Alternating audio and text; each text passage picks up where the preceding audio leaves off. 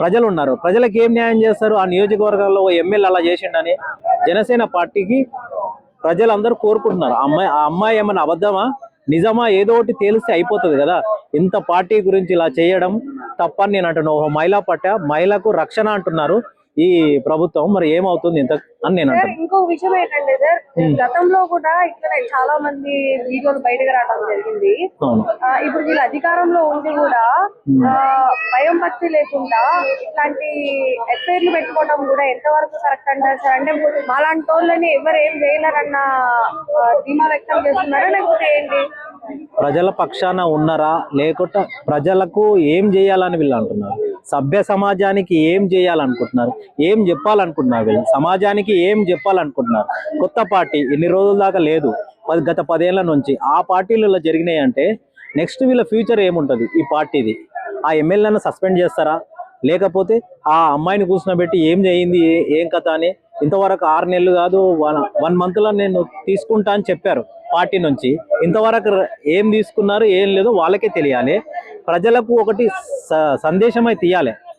గందరగోళంగా ఉంది, ఇంతవరకు ఆ అమ్మాయికి ఎలాంటిది చేయలేదు, కంపల్సరీ చేయాలని ప్రజలు కోరుకుంటున్నారు. 25 లక్షలు డిమాండ్ చేస్తుంది అంటే 25 లక్షలు వర్తే అంటారా దానికి? ఇప్పుడు నేనేమంటున్నా అంటే పార్టీ కాదు, ఒక ఎమ్మెల్యే ఏం చేయాలి?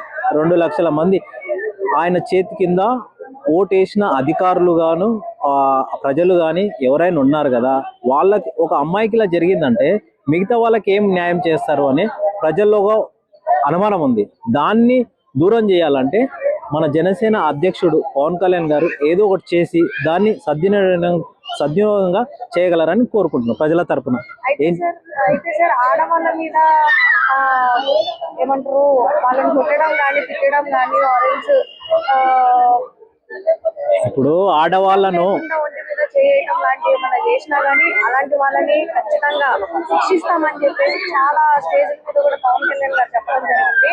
కానీ వాళ్ళ దాంట్లోనే వాళ్ళ గ్రూప్ లో సభ్యులు ఇలా చేయటము, దీన్ని ఎలా చూడొచ్చు? అండ్ పవన్ కళ్యాణ్ గారు ఎలాంటి స్ట్రిక్ట్ రూల్ తీసుకొస్తే బాగుంటుంది? ఇప్పుడు నేనేమంటున్నా అంటే స్టేజ్ మీదలా ఒక సందేశం ఇస్తారు జనాలకు. వాళ్ళ పార్టీలో జరిగితే ఇలాంటివి ఉంటాయి. రోడ్డు మీద కొట్టారు, మరి అమ్మాయిని తప్పు చేసిందా లేదా అనేది ప్రజలకు తెలుసా, లేకపోతే ఆ ఎమ్మెల్యేకి తెలుసా, పార్టీకి తెలుసా? అంత రోడ్డు మీద కొట్టాలంటే నీకు అంత దగ్గరుంటేనే ఏమైనా అమ్మాయి పైన మీద చేసుకుంటావు తప్ప అలాంటిది లేనప్పుడు అమ్మాయి పైన ఎందుకు చేసుకుంటావు?